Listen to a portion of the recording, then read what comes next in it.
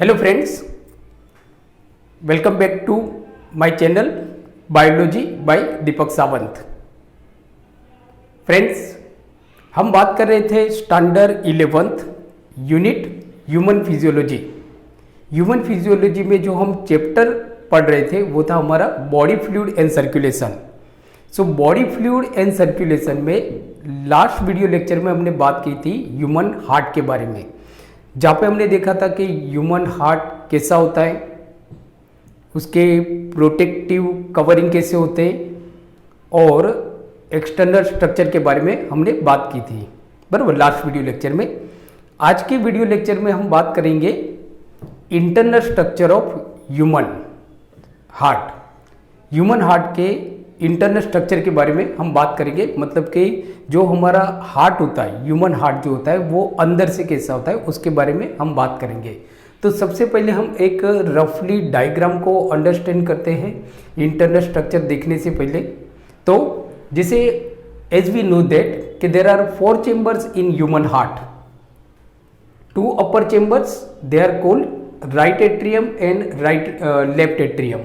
2 chambers होते हैं। 2 नीचे वाली जो लार्ज चेम्बर्स होते हैं जिनको हम बोलते हैं right ventricle and left ventricle, right ventricle and left ventricle. Now ये होता है हमारा सुपीरियर वेना कावा, दिस इज इंफीरियर वेना कावा, सुपीरियर वेना कावा, इंफीरियर वेना कावा, बराबर। ये होती है हमारी पल्मोनरी आर्क जो आगे जाके डिवाइड हो जाती है, बराबर। Pulmonary artery, left pulmonary artery and right pulmonary artery में डिवाइड हो जाती है, बराबर। उसके बाद ये होता है हमारा ऑर्टिक आर्क, बराबर, ऑर्टिक आर्क, बराबर। सो ये बेसिक डायग्राम हो गया हमारा। नाउ अब जैसे राइट एट्रियम और लेफ्ट राइट वेंट्रिकल के बीच में वाल होता है जिसको हम बोलते हैं ट्राइकस्पिड वाल, और लेफ्ट एट्रियम और लेफ्ट वेंट्रिकल के बीच में जो वाल होता है उसको हम बोलते हैं बाइकस्पिड वाल, बाइकस्पिड वाल, बराबर। वैसे ही आपका होता है कि लेफ्ट पल्मोनरी वेन जो ऑक्सीजनेटेड ब्लड लाता है लंग्स में से, बराबर।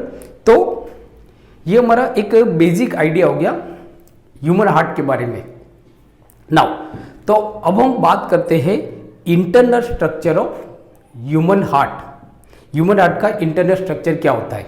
तो सबसे पहले हम स्टार्ट करते हैं ऑरिकल्स के बारे में। ऑरिकल्स के बारे में, ऑरिकल्स मतलब कि राइट एट्रियम भी हो गया हमारा और लेफ्ट एट्रियम, दोनों को हम कंबाइनली बात करते हैं।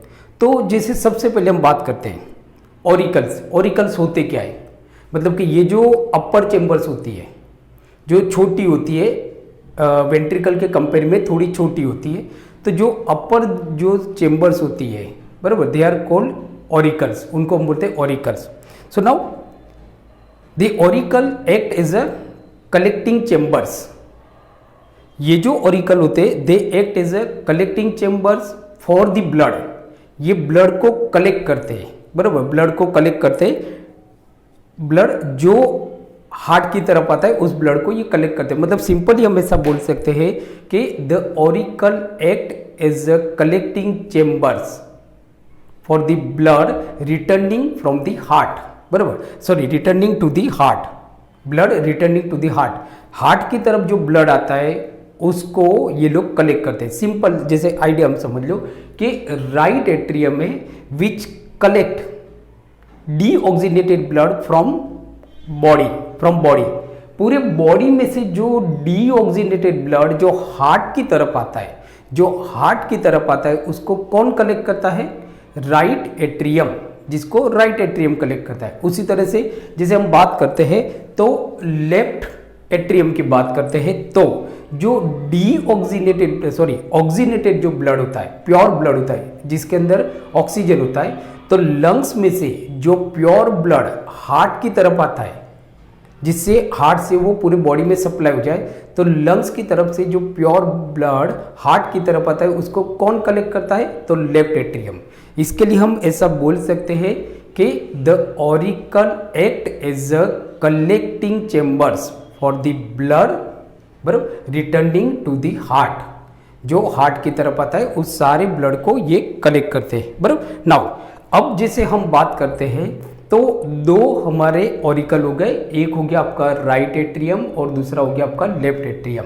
नाउ राइट एट्रियम और लेफ्ट एट्रियम बराबर, they are separated from each other, ये दोनों एक दूसरे से सेपरेट है, मतलब कि इनके बीच में एक वॉल होती है, मतलब एक सेप्टम होती है, सेप्टा होती है, बराबर।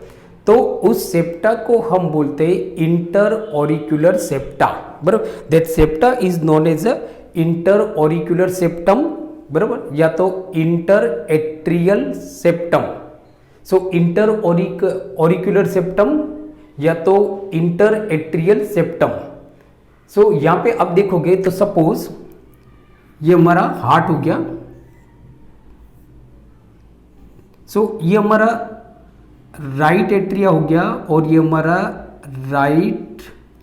लेफ्ट एट्रिया हो गया, लेफ्ट एट्रिया। नाउ अब यहां पे आप देखोगे तो दोनों एट्रिया के बीच में एक सेप्टम है, बराबर। This septum is known as a inter auricular septum, inter auricular septum, मतलब कि this is known as a inter auricular septum, inter auricular septum. Now so यहाँ पे मतलब आपको स्कूल के एग्जाम में क्वेश्चन पूछा जा सकता है कि what is inter auricular septum, या तो इंटर एट्रियल सेप्टम क्या होता है उसके बारे में बताओ, बराबर, या तो write short notes on auricle के बारे में शॉर्ट नोट्स लिखो। दूसरा, यहां से आपको नीट में भी क्वेश्चन पूछा जा सकता है कि which septum separate right atrium and left atrium from each other, मतलब कि कौन सा सेप्टम है जो राइट एट्रियम और लेफ्ट एट्रियम को एक दूसरे से सेपरेट करता है। तो वो आपका जो आंसर होगा वो आंसर होगा आपका inter auricular septum, inter auricular septum, या तो उसको हम बोलेंगे inter atrial septum, inter atrial septum. Now अब फ्रेंड्स एक बात याद रखना है, यहां से आपको स्कूल के एग्जाम में तो क्वेश्चन नहीं आ सकता है, बट यहाँ से बहुत एक इम्पोर्टेंट क्वेश्चन आपको नीट के एग्जाम में पूछा जा सकता है। और वो जो क्वेश्चन है आपका, वो क्वेश्चन है कि फोसा ओवेलिस, फोसा ओवेलिस, और दूसरा एक जो आपका नाम होगा वो नाम होगा foramen ovale, foramen ovale. So I will explain you in details, बराबर। सो फोसा ओवेलिस की अगर हम बात करें, फोसा ओवेलिस, तो एक वर्ड से आपका fossa ovalis, fossa ovalis and foramen, foramen ovale, बराबर, foramen ovale. Now fossa ovalis क्या होता है एंड फोरामेन ओवेल क्या होता है? सो फ्रेंड्स आपको थोड़ा ध्यान रखना है क्योंकि यहां से आपको नीट में क्वेश्चन पूछे जाने की पॉसिबिलिटी है। बट नाउ सबसे पहले हम बात करते हैं फोसा ओवेलिस क्या होता है। तो जैसे हमने देखा कि राइट एट्रियम और लेफ्ट एट्रियम के बीच में एक दीवार होती है, बराबर, एक पार्टीशन होता है। जैसे अगर हमारा एक कमरा है, उस कमरे के बीच में हम एक पार्टीशन कर देते, बराबर। तो वो जो पार्टीशन है वो हमारे दो कमरे को एक दूसरे से सेपरेट करता है। तो बस वैसे ही राइट एट्रियम और लेफ्ट एट्रियम के बीच में एक पार्टीशन बनाया हुआ है जिससे दोनों एट्रियम एक दूसरे से सेपरेट रहते, दैट इज कॉल्ड आपका इंटर ऑरिक्यूलर सेप्टम, जिसको हम बोलेंगे inter auricular septum. Understood? Now अब ये जो इंटर ऑरिक्यूलर सेप्टम है, ये इंटर ऑरिक्यूलर सेप्टम में एक ओवेल शेप की जगह होती है, एक ओवेल थीन प्लेस होता है, एरिया होता है। ये जो इंटर ऑरिक्यूलर सेप्टम होता है वहां पे एक ओवेल थीन एरिया होता है। That oval thin area is known as fossa ovalis, that oval thin area is known as fossa ovalis. जैसे समझ लो, जैसे मैंने आपको क्या बताया कि हमारे दो कमरे हैं, बीच में हमने एक दीवार खड़ी की है। नाउ ये दीवार के दोनों तरफ एक निशान लगा हुआ है, बराबर। कि समझो कैसा निशान है, कि समझो कि हमारा दो कमरे हैं, दोनों कमरे के बीच में एक दीवार है। अब ये दीवार में हमने छेद किया है जिससे मतलब कि एक ट्यूब है ना, उस ट्यूब को हम इस कमरे में से इस कमरे में डाल सकते हैं, पास कर सकते हैं, बराबर। बट अब हमको लगता है कि भाई ये पाइप की जरूरत नहीं है, हमने वो पाइप को निकाल दिया, निकाल के दोनों जो छेद है ना, दोनों छेद को हमने दोनों तरफ से भर दिया। अब होता क्या है कि कुछ निशान वहाँ पे रह जाता है, कुछ मार्किंग रह जाता है, कुछ मार्किंग रह जाता है। तो वैसा ही जो इंटर ऑरिकुलर सेप्टम होता है उसके ऊपर एक ओवल शेप का थीन एरिया होता है। That thin area is known as a fossa ovalis. That thin area is known as a fossa ovalis. मतलब हम फोसा ओवेलिस के बारे में ये बोल सकते हैं कि व्हाट इज फोसा ओवेलिस। बराबर, आपको नीट में क्वेश्चन पूछा जा सकता है। तो व्हाट इज फोसा ओवेलिस? तो fossa ovalis is a Oval thin area on a inter auricular septum. Inter auricular septum पे होता है। बराबर, ये होता क्या है? तो इट मार्क्स द पोजीशन। ये पोजीशन बताता है, किसका पोजीशन बताता है? It marks the position of the opening, position of the opening, that is the foramen Oval, that is the foramen Oval between the to auricles in the foetus, between the two auricle in the foetus. Now foetus मतलब कि जब बच्चा माँ के पेट में होता है तो उसको हम बोलते हैं फीटस। तो ना ये फीटस के टाइम में जब बच्चा माँ के पेट में होता है तब ये दोनों ऑरिकल के बीच में एक ओपनिंग होता है। ये दोनों ऑरिकल के बीच में एक ओपनिंग होता है। That opening is called a foramen Oval. That opening is called a foramen Oval. Now जब बच्चा बड़ा हो जाता है ये ओपनिंग भर जाती है, मतलब ओपनिंग बंद हो जाती है, बट कुछ निशान रह जाता है। तो वो जो निशान रह जाता है उसको हम बोलते हैं फोसा ओवेलिस, जो बताता है कि भाई यहाँ से जब फीटस था, बराबर, जब फीटस था तब दोनों ओरिकल के बीच में एक ओपनिंग था, दोनों ओरिकल के बीच में एक ओपनिंग था। सो that is called fossa ovalis, fossa ovalis. और वो जो ओपनिंग होता है पर फीटस में दो ओरिकल के बीच में जो ओपनिंग होता है उस ओपनिंग को हम बोलते हैं फोरामेन ओवल, फोरामेन ओवेली।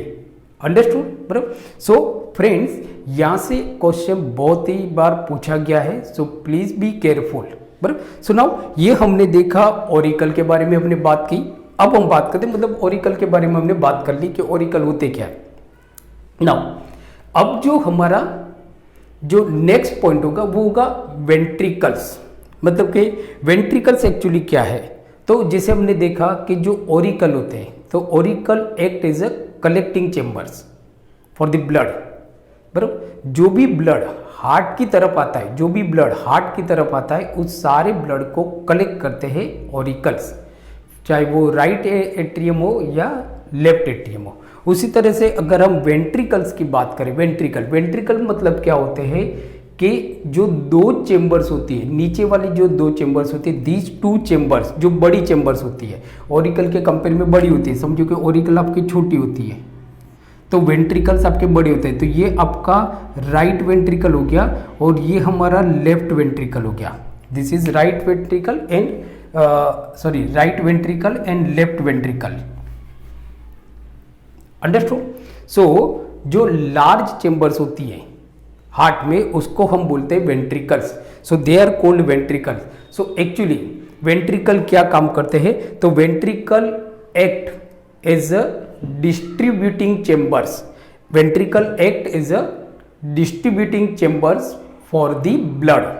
मतलब कि ये ब्लड को डिस्ट्रीब्यूट करता है, मतलब डिस्ट्रीब्यूटिंग चेम्बर है for the blood reaching from the atria, reaching from the atria, जो कहाँ से आता है? एट्रिया से आता है। तो जो भी ब्लड, जिसे कि हम बात करते हैं राइट वेंट्रिकल की, तो राइट वेंट्रिकल पे ब्लड कहाँ से आएगा? राइट एट्रियम में से आएगा। बराबर। नाउ उसी तरह से जो लेफ्ट वेंट्रिकल है उसको ब्लड कहाँ से आएगा? लेफ्ट एट्रियम में से आएगा, लेफ्ट एट्रियम में से आएगा। सो ये दोनों को ब्लड कहाँ से मिला? एट्रिया से मिला, एट्रिया से। अब ये दोनों जो ब्लड है ना, दोनों जो वेंट्रिकल से वो ब्लड को डिस्ट्रीब्यूट कर देंगे। मतलब कि जो राइट वेंट्रिकल है इसके अंदर ऑलवेज आपको याद रखना है कि यू शुड रिमेंबर कि right atrium and right ventricle, यहाँ पे ऑलवेज आपका डीऑक्सीनेटेड ब्लड होता है, इम्प्योर ब्लड होता है। मतलब यहाँ पे जो होगा राइट पार्ट पे वो डीऑक्सीनेटेड ब्लड होगा, जबकि लेफ्ट पार्ट पे ऑक्सीनेटेड ब्लड होगा, ऑक्सीनेटेड ब्लड। नाउ तो राइट वेंट्रिकल में जो राइट एट्रियम से जो राइट वेंट्रिकल में जो ब्लड आया, अब ये राइट वेंट्रिकल उस ब्लड को डिस्ट्रीब्यूट कर देगा, लंग्स की तरफ भेज देगा, लंग्स की तरफ भेज देगा फॉर प्यूरिफिकेशन, प्यूरिफिकेशन करने के लिए, बराबर। किसके थ्रू भेजेगा? पल्मोनरी आर्क के, पल्मोनरी आर्क के थ्रू वो ब्लड को प्यूरिफिकेशन के लिए लंग्स की तरफ भेज देता है। नाउ जो लेफ्ट वेंट्रिकल है, जिसने लेफ्ट एट्रियम से ब्लड रिसीव किया है, जो प्योर ब्लड है, अब ये लेफ्ट वेंट्रिकल ब्लड को डिस्ट्रीब्यूट कर देगा पूरी बॉडी में, पूरी बॉडी में, बराबर। किसके थ्रू डिस्ट्रीब्यूट करेगा? तो ऑर्टिक आर्क के थ्रू डिस्ट्रीब्यूट कर देगा, बराबर। तो इसके लिए हम ऐसा बोल सकते हैं कि जो वेंट्रिकल होते हैं, so the ventricle act as a distributing chambers for the blood, बराबर। Distributing chambers for the blood reaching from the atria. कहां से उनके पास ब्लड आता है? एट्रिया में से आता है, उनके पास एट्रिया में से ब्लड आता है। नाउ अब दूसरा एक चीज याद रखना है कि ये जो एट्रिया होते हैं उनके कंपेयर में जो वेंट्रिकल की जो वॉल होती है वो थोड़ी थिक होती है, मोटी होती है, जाड़ी होती है। वेंट्रिकल की जो वॉल होती है एट्रिया के कंपेयर में थोड़ी थिक होती है, मोटी जाड़ी होती है, बराबर। इसका रीजन क्या होता है? इसका रीजन ये होता है कि वेंट्रिकल को ब्लड को पंप करना होता है, थोड़ा फोर्सली पंप करना होता है, थोड़ा जोर से पुश करना होता है ब्लड को, बराबर। क्योंकि जो राइट वेंट्रिकल है उसको ब्लड को लंग्स तक पहुंचाना है, जबकि जो लेफ्ट वेंट्रिकल है उसको ब्लड को पूरे बॉडी में पहुंचाना है। इसके लिए उनको थोड़ा जोर से ब्लड को धक्का मारना पड़ता है, थोड़ा जोर से ब्लड को पुश करना पड़ता है, थोड़ा ज़्यादा फोर्स लगाना पड़ता है। इसके लिए इनकी जो वॉल होती है वो एट्रिया के कंपेयर में थोड़ी थिक होती है, मोटी होती है, थोड़ी थिक होती है, मोटी होती है। क्योंकि एट्रिया को तो ब्लड को कहाँ पे ट्रांसफर है? एट्रिया को तो जस्ट उनके नीचे जो वेंट्रिकल है ना वहाँ तक ही ब्लड पहुँचाना है, तो इनको ज़्यादा फोर्स नहीं दे रहे, नीचे ही आपके नीचे कोई रहता है वहाँ तक आपको करना है। आप कोई बॉल खेल रहे हो, बराबर, बॉल नीचे वाले को डालो, सीधा डाल दो, लेकिन अगर आपको बॉल को दूर तक पहुँचाना है तो you have to apply force, आपको फोर्स अप्लाई करना पड़ेगा। तो इसके लिए इनकी जो वॉल होती है वो थोड़ी थिक होती है, वो थोड़ी थिक होती है। ये चीज़ एक आपको याद रखना है, क्योंकि आपको यहाँ से स्कूल में क्वेश्चन पूछा जा सकता है कि किसकी वॉल थिक होती है। नाउ अब अगर हम बात करें राइट वेंट्रिकल और लेफ्ट वेंट्रिकल की, अगर बात करें तो जो लेफ्ट वेंट्रिकल की जो वॉल होती है वो राइट वेंट्रिकल की वॉल से 3 गुना थिक होती है। मतलब कि wall of left ventricle is 3 times thick then that of the wall of right ventricle, then that of the wall of right ventricle। मतलब कि राइट वेंट्रिकल के कंपेयर में लेफ्ट वेंट्रिकल की जो वॉल होती है वो 3 गुना मोटी होती है, जाड़ी होती है। उसका भी रीज़न बच्चों में आपको बता देता हूँ, क्या रीज़न है उसका। तो उसका रीज़न ये है कि जो राइट वेंट्रिकल को जो ब्लड को फोर्स करना है और उसको लंग्स तक पहुंचाना है, मतलब लंग्स तक पहुंचाना है। हमारा हार्ट यहाँ पे होता है between the 2 lungs, slightly towards the left side, थोड़ा लेफ्ट साइड होता है। हमारे लंग्स पास में है, तो जो राइट वेंट्रिकल होता है उसको लंग्स तक ही ब्लड को पहुंचाना होता है। तो पास ही है ना, लंग्स यहाँ पे ही हमारे, तो पहुंचा सकता है। जबकि जो लेफ्ट वेंट्रिकल है उसको पूरे बॉडी में, मतलब पाँव तक पहुंचाना है, सर तक पहुंचाना है, तो उसको थोड़ा ज़्यादा फोर्स से पहुंचाना पड़ेगा, थोड़ा ज़्यादा फोर्स से पहुंचाना पड़ेगा। इसके लिए जो लेफ्ट वेंट्रिकल की जो वॉल होती है it is 3 times thick than that of the wall of the right ventricle. Right ventricle से थोड़ी मोटी होती है। नाउ ये हो गया आपका दूसरा। अगर हम देखते हैं तो दूसरा हम ये बोल सकते हैं कि यहाँ पे राइट वेंट्रिकल और लेफ्ट वेंट्रिकल दोनों को सेपरेट करने वाली एक दीवार होती है जिसको हम बोलते हैं septum. So there is a septum between the right ventricle and left ventricle. There is a septum between the right atrium और राइट वेंट्रिकल और लेफ्ट वेंट्रिकल के बीच में एक सेप्टम होती है, उसको हम बोलते हैं interventricular septum. So please note down, this is called interventricular septum. interventricular septum.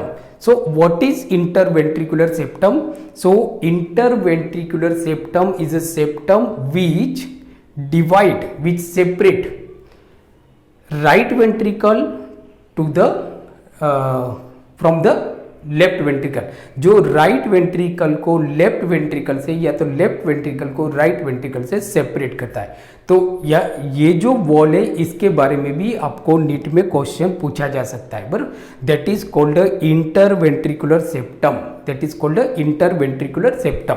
Now तो फ्रेंड्स यहां पे हमने देखा ऑरिकल के बारे में हमने पढ़ा, वेंट्रिकल के बारे में हमने पढ़ा। अब हम बात करते हैं, अब जो हमारा नेक्स्ट जो पॉइंट है वो है हमारा, हम इंटरनल स्ट्रक्चर के बारे में बात कर रहे हैं, हार्ट के इंटरनल स्ट्रक्चर के बारे में बात करते हैं। हमने ऑरिकल के बारे में तो पढ़ लिया, हमने वेंट्रिकल के बारे में भी पढ़ लिया। अब हम बात करते हैं ग्रेट ब्लड वेसल्स के बारे में बात करते हैं, ग्रेट ब्लड वेसल्स के बारे में बात करते हैं, एपर्चर्स के बारे में बात करते हैं एंड वाल्स के बारे में बात करते हैं। तो सबसे पहले हम बात करते हैं great blood vessels. Great blood vessels क्या होती है? तो फ्रेंड्स एक चीज आपको याद रखना है, बहुत ही इंपॉर्टेंट पॉइंट है, स्कूल की एग्जाम में भी पूछा जा सकता है, नीट की एग्जाम में भी पूछा जा सकता है कि भाई नीचे में से कौन सी blood vessels great blood vessels हैं। सो एक चीज याद रखना है, हार्ट की तरफ जो भी ब्लड वेसल्स आती है या हार्ट में से जो भी ब्लड वेसल्स निकलती है उन सारी ब्लड वेसल को हम बोलते हैं ग्रेट ब्लड वेसल्स। उन सारी ब्लड वेसल्स को हम बोलेंगे ग्रेट ब्लड वेसल्स। समझो कि एक हमारा कमरा है, बराबर।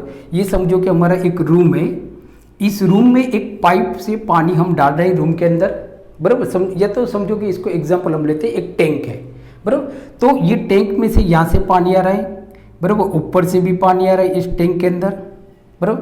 तो ये जो पाइप है इस टैंक की तरफ आ रही है जो पानी रहा है, बराबर। एक जो पाइप है यहाँ से पानी जा रहा है, बराबर, और दूसरा पानी यहाँ से जा रहा है।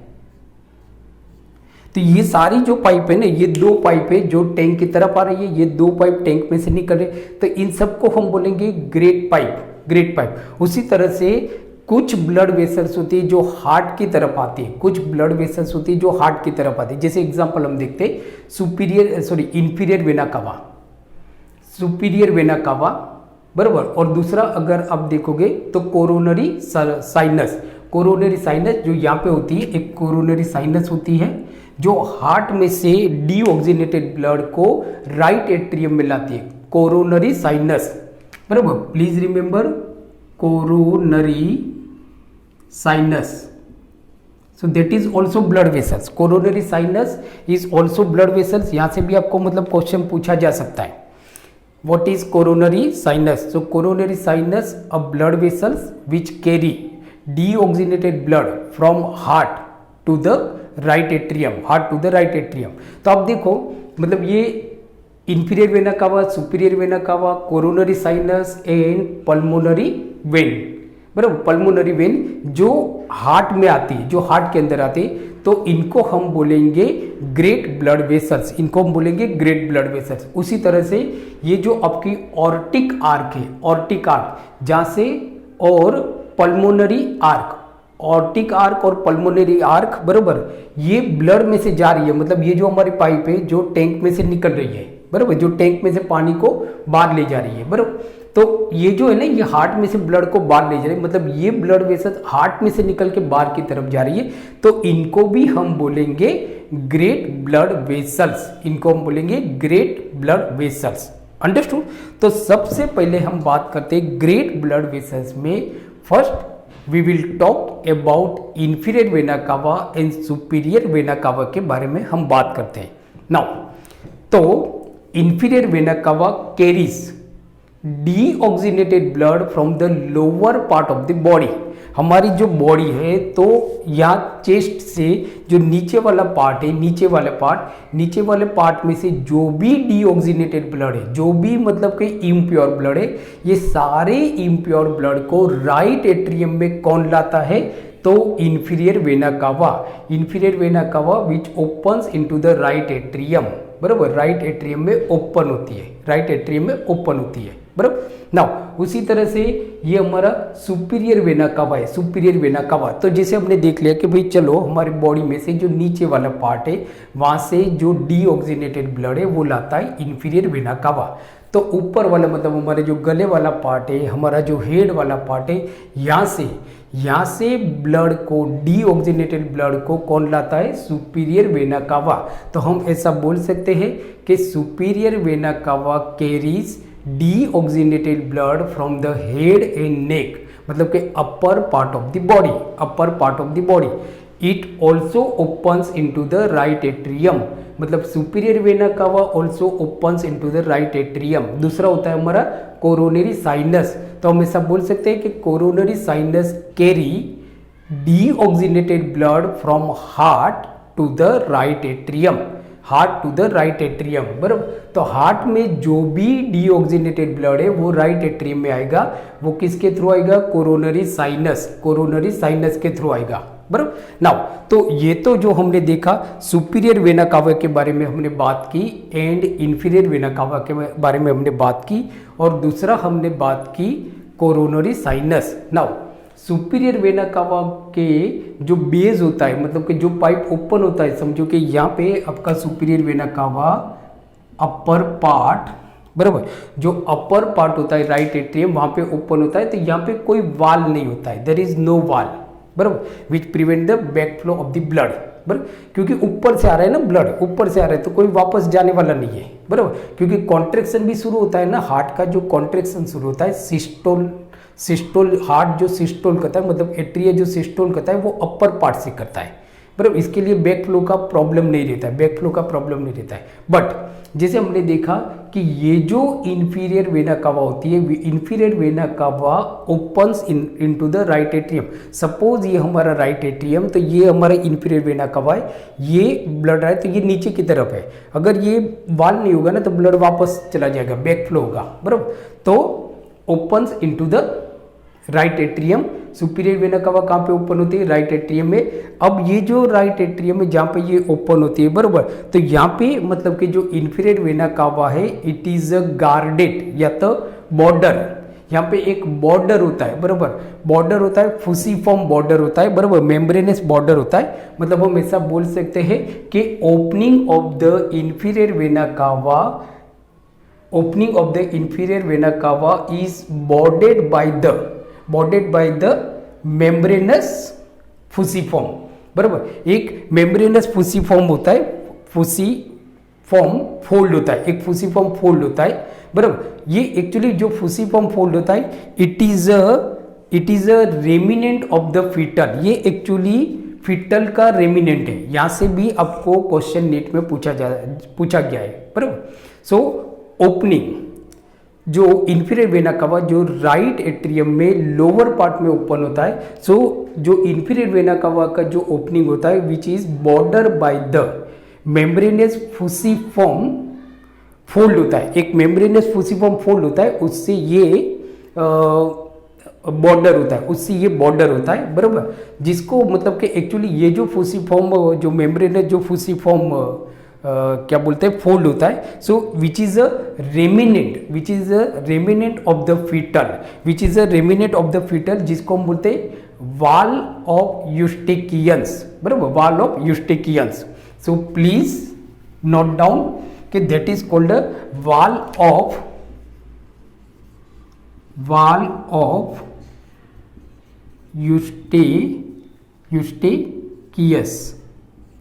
यूस्टेकियस। Now so actually valve of Eustachius मतलब हम ऐसा बोल सकते हैं कि opening of the inferior vena cava in right atrium is guarded by the valve of यूस्टेकियस, बराबर, जो गार्डेड होता है वाल ऑफ यूस्टेकियस से। सो एक्चुअली वाल ऑफ यूस्टेकियस क्या है? तो valve of Eustachius which is a remnant of the fetal, which is a remnant of the fetal. जैसे मैंने आपको बताया कि जो फोरामेन होता था, जैसे हमने देखा कि फोरामेन ओवेली होता था, फोरामेन ओवेली, तो फोरामेन ओवेली मतलब कि जो फीटस के अंदर जो ऑक्सीनेटेड ब्लड है वो इंफीरियर वेना कावा में न चला जाए, इसके लिए एक वाल होता है, that is called a valve of Eustachius. Valve of यूस्टिकियस, तो मतलब सिंपली हम ऐसा बोल सकते हैं कि वाल ऑफ यूस्टिकियस मतलब कि inferior opening of the inferior vena cava is protected by the valve of Eustachius, valve of यूस्टिकियस। Now उसी तरह से जैसे हमने देखा कि ये जो कोरोनरी साइनस होता है, कोरोनरी साइनस भी ओपन कहाँ पे होता है, तो राइट एट्रियम में ओपन होता है। सो नाउ ये जो कोरोनरी साइनस का जो बेस पार्ट होता है जहाँ पे एक वाल होता है विच prevent the backflow of the blood, जो ब्लड को वापस नहीं जाने देता है, बराबर। तो समझो कि ये हमारा कोरोनरी साइनस का ओपनिंग है, तो यहाँ पे एक वाल होता है, बराबर, एक वाल होता है। This valve is known as a valve of Thebesius, this valve is known as a valve of थेबेसियस, मतलब कि वाल ऑफ थेबेसियस, थेबेसियस, बराबर। स्टूडेंट प्लीज नोट डाउन, ये 2 पॉइंट हमारे लिए काफी इंपॉर्टेंट है, आपको पूछा जा सकता है कि वाल ऑफ यूस्टिकियस, तो एक्चुअली हम ऐसा बोल सकते हैं कि valve of Eustachius prevent the backflow of the blood from the opening of the inferior vena cava in the lower part of the right atrium. जो राइट एट्रियम के लोअर पार्ट में जो इंफीरियर वेना कावा open होता है, तो इसके opening को गार्ड करने वाला जो वाल होता है उसको हम बोलते हैं वाल ऑफ यूस्टिकियस, बराबर। नाउ वाल ऑफ थेबेसियस, तो valve of Thebesius which guarded the opening of a coronary sinus in a right atrium, कि ये जो राइट एट्रियम, जो ये हमारा राइट एट्रियम है, तो ये कोरोनरी साइनस है which carry deoxygenated blood from the heart to the right atrium.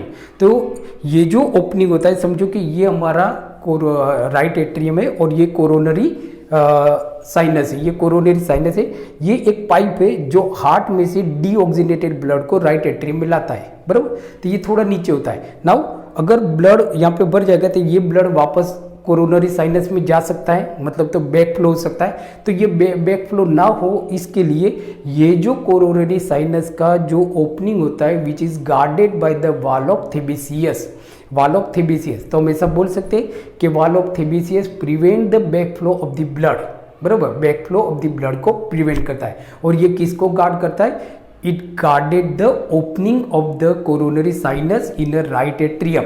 यहाँ से मतलब आपको नीट में भी क्वेश्चन आ सकता है और स्कूल की एग्जाम में भी आपको क्वेश्चन पूछा जा सकता है। The valve of Thebesius which prevent the back flow of the blood, which guarded the opening of the coronary sinus in right atrium, coronary sinus in right atrium। तो friends यहाँ पे हमने देखा इंफीरियर वेना कावा के बारे में हमने बात की, सुपीरियर वेना कावा के बारे में हमने बात की, कोरोनरी साइनस के बारे में हमने बात की। नाउ अब हम बात करते हैं right AV apertures, right AV apertures के बारे में बात करते हैं एंड ट्राइकस्पिड वाल के बारे में बात करते हैं, ट्राइकस्पिड वाल के बारे में बात करते हैं। नाउ तो सबसे पहले हम देखते हैं राइट एवी एपर्चर्स। सो राइट एवी एपर्चर्स क्या होता है? सो राइट एवी एपर्चर, तो राइट एवी एपर्चर्स क्या होता है? तो ये हमारा राइट एट्रियम है and this is right ventricle. ये हमारा राइट एट्रियम है, ये हमारा राइट वेंट्रिकल है। नाउ राइट एट्रियम और राइट वेंट्रिकल के बीच में एक ब्रॉड पैसेज होता है, एक रास्ता होता है जाने का। समझो कि मैं यहाँ पे खड़ा हूँ, ये राइट एट्रियम है और ये राइट वेंट्रिकल है और ये बीच में एक ब्रॉड पैसेज है, एक ब्रॉड पैसेज है। सो दिस पैसेज मतलब एक रास्ता है जिसके थ्रू में राइट एट्रियम से राइट वेंट्रिकल में जा सकता हूँ, बराबर। तो ये जो बिग पैसेज है between the right atrium and right ventricle, it is known as a right AV apertures, it is known as a right AV apertures. मतलब सिंपल याद ये रखना है कि ये एक रास्ता है। आप राइट एट्रियम से अगर आपको राइट वेंट्रिकल में जाना है तो एक रास्ता है, उस रास्ते का नाम है right AV apertures, right AV apertures. Understood? Now तो राइट एवी एपर्चर्स आपको स्कूल के एग्जाम में भी पूछा जा सकता है, तो आप लिख सकते हो कि a broad passage between right atrium to right ventricle, so that is known as a right AV apertures, right AV apertures. now अब हम बात करते हैं ट्राइकस्पिड वाल, ट्राइकस्पिड वाल के बारे में बात करते हैं। ट्राइकस्पिड वाल, ट्राइकस्पिड वाल। अब समझो कि राइट एट्रियम से आप राइट वेंट्रिकल में तो जा सकते हो, एक बड़ा रास्ता है उसके थ्रू, उस रास्ते के थ्रू आप जा सकते हो जिसको हम बोलते हैं राइट एवी एपर्चर्स। बट अगर एक बार ब्लड चला गया राइट एट्रियम से राइट वेंट्रिकल में ब्लड चला गया, बट अगर रास्ता खुला रहेगा तो वो ब्लड वापस भी आ जाएगा। तो मतलब कि बैक फ्लो होता है from right ventricle to right atrium which prevent by the tricuspid valve. जो ट्राइकस्पिड वाल होता है वो tricuspid valve which prevent the backflow of the deoxygenated blood from right ventricle to right atrium, right ventricle से right atrium में जो blood के backflow को प्रिवेंट करता है, ब्लड के बैकफ्लो को प्रिवेंट करता है। तो ये हमने देखा right AV apertures and tricuspid valve के बारे में हमने देखा। नाउ अब जो हम देखते हैं वो है हमारा pulmonary arc and semi lunar वाल।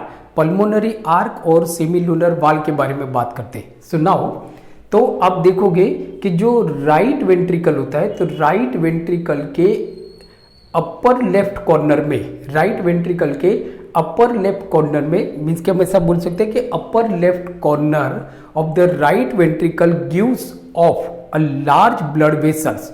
यहाँ से एक बहुत बड़ी ब्लड वेसल्स निकलती है, बराबर, जो डीऑक्सीनेटेड ब्लड को राइट वेंट्रिकल से लंग्स में लेके जाती है प्यूरिफिकेशन के लिए, प्यूरिफिकेशन के लिए। तो उस ब्लड वेसल्स को हम बोलते हैं pulmonary arch. That blood vessels is known as a pulmonary arch. वापस में रिवाइज कर देता हूं कि upper left corner of the right ventricle gives off large blood vessels which carry deoxygenated blood from right ventricle to the lungs for purification. So that big blood vessels is known as a pulmonary arc, जिसको हम बोलते हैं pulmonary arc. ये pulmonary arc आप आगे जाके देखोगे ना तो दो पार्ट में डिवाइड हो जाती है, एक राइट की तरफ जाती है, एक लेफ्ट की तरफ जाती है, जिसको हम बोलते हैं pulmonary artery, which is known as a pulmonary artery. Understood? Now अब ये जो पल्मोनरी आर्क है इसका जो एंड है which is guarded by the three flaps, three membranous flap से गार्डेड होती है। So that is called a semi lunar valve, that is called a semi lunar valve. So what is semi lunar valve? So semi lunar valve which prevent the back flow of the blood from right ventricle to pulmonary arch, sorry pulmonary arch to right ventricle. Now ये हो गया। अब जो हम देखते हैं तो दूसरी जो हमारी ग्रेट ब्लड वेसल्स है वो है हमारी पल्मोनरी वेन, पल्मोनरी वेन। तो हम ऐसा बोल सकते हैं कि left atrium receive for pulmonary vein. Please remember, जो लेफ्ट वेंट्रिकल होती है उसमें, सॉरी, जो लेफ्ट एट्रियम होती है which receive for pulmonary vein, for pulmonary vein, बराबर, टू फ्रॉम ईच साइड्स, बराबर, दो राइट साइड से आती है और दो लेफ्ट साइड से आती है। मतलब कि दो पल्मोनरी वेन हमारी लेफ्ट लंग्स में से आती है, दो पल्मोनरी वेन हमारी राइट लंग्स में आती है, विच कैरी ऑक्सीनेटेड ब्लड, जो ऑक्सीनेटेड ब्लड को कैरी करती है from lungs to the heart, from lungs to the heart. बराबर, यहाँ पे याद रखना है ये जो पल्मोनरी वेन होते हैं इनमें कोई भी वाल नहीं होता है। देयर इज नो वाल इन अ पल्मोनरी वेन्स, पल्मोनरी वेन्स में कोई वाल नहीं होता है। नाउ आगे जो हम देखते हैं वो है, जैसे हमने देखा कि राइट एवी अपर्चर्स, वैसे ही होता है आपका left AV apertures, left AV apertures and bicuspid valve, उसके बारे में हम बात करेंगे। So left AV apertures and bicuspid valve, bicuspid valve. So now left AV apertures क्या होता है, तो उसके बारे में अगर हम बात करें तो right upper corner of the left ventricle gives of big blood vessels, big blood vessel मतलब कि जो लेफ्ट एट्रियम की जो राइट अपर कॉर्नर होती है वहां पे एक बहुत बड़ी ब्लड वेसल्स होती है, एक बहुत बड़ी ब्लड वेसल्स होती है। सॉरी हम बात करें लेफ्ट एवी अपर्चर्स। सो लेफ्ट एवी अपर्चर्स क्या होता है तो कि लेफ्ट एट्रियम से लेफ्ट वेंट्रिकल में जाने के लिए एक बड़ा पैसेज होता है, एक बिग पैसेज होता है, बराबर। किसके बीच में?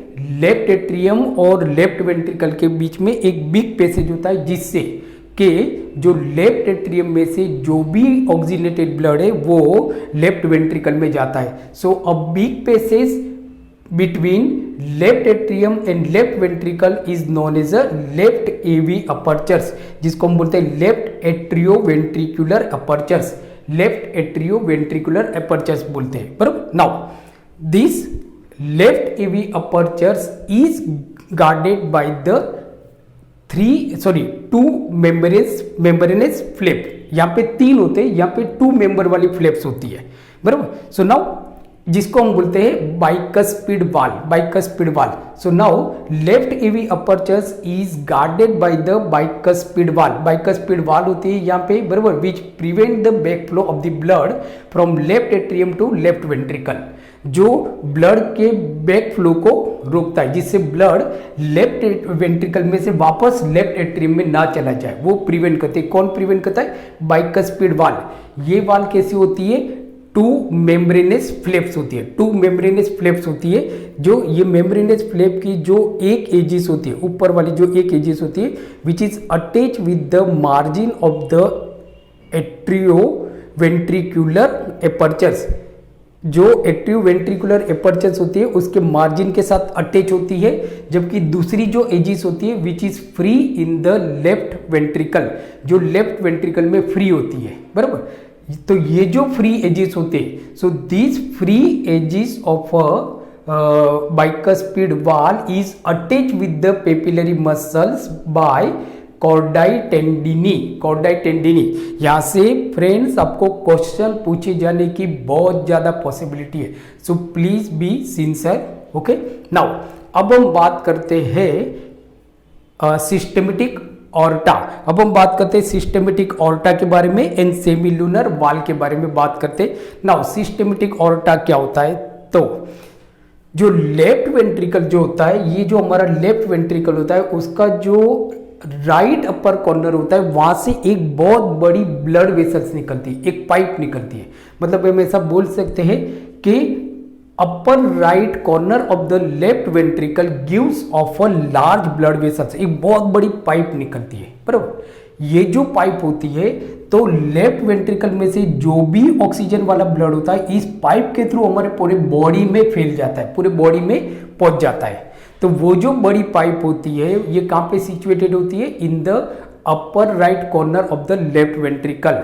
सो this big blood vessels is known as a systematic aorta, बराबर।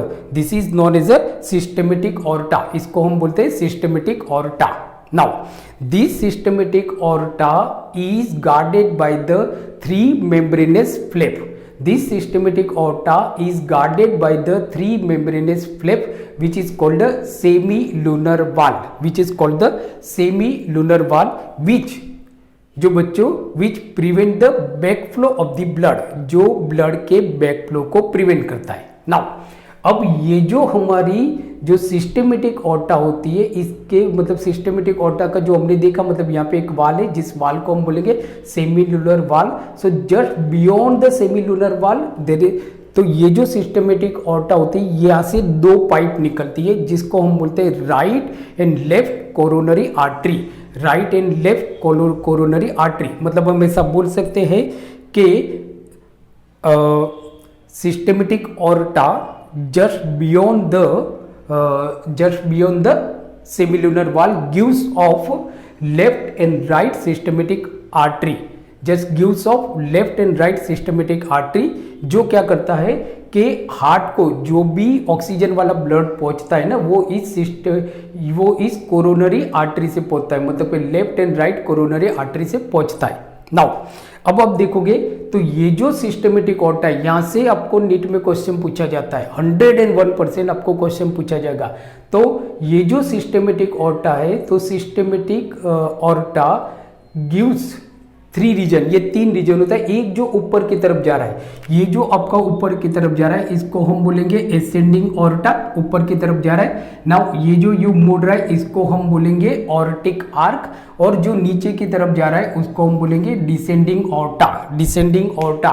सो सिस्टमेटिक ऑर्टा फर्दर 3 रीजन होते हैं, इसमें 3 रीजन होते हैं, डिवाइड नहीं होती, ये एक ही रीजन है, बट ये ऊपर की तरफ जा रहे हैं ना, तो वो आपकी एसेंडिंग ऑर्टा है। फिर थोड़ी मुड़ जाती है, उसको हम बोलते हैं ऑर्टिक आर्क, एंड फिर नीचे की तरफ जाती है, उसको हम बोलेंगे descending aorta, descending aorta. Now ये जो ऑर्टिक आर्क है बराबर, ये वापस 3 में डिवाइड हो रही है बराबर, 3 पाइप यहाँ से निकल रही है जो हमारे बॉडी के अलग अलग रीजन में, सर पे, हमारे हेड, हमारे हाथ, आर्म्स, वहाँ पे ऑक्सीजन वाले ब्लड को पहुंचाती है। तो ये कौन है, तो एक जो होती है वो होती है ब्रेंकियोसेफलिक आर्टरी। यहाँ से क्वेश्चन 101% पूछा जाएगा, brachiocephalic artery, left common carotid artery and left subclavian artery. Artery जो आर्टरी है which carries pure blood, which carries pure blood. So friends, यहाँ पे हमने देखा internal structure of the heart, internal structure of the heart. I hope you like, you enjoy today video lecture. So thank you very much for watching my channel. पढ़ते रहो और अपना ख्याल रखो। Thank you very much.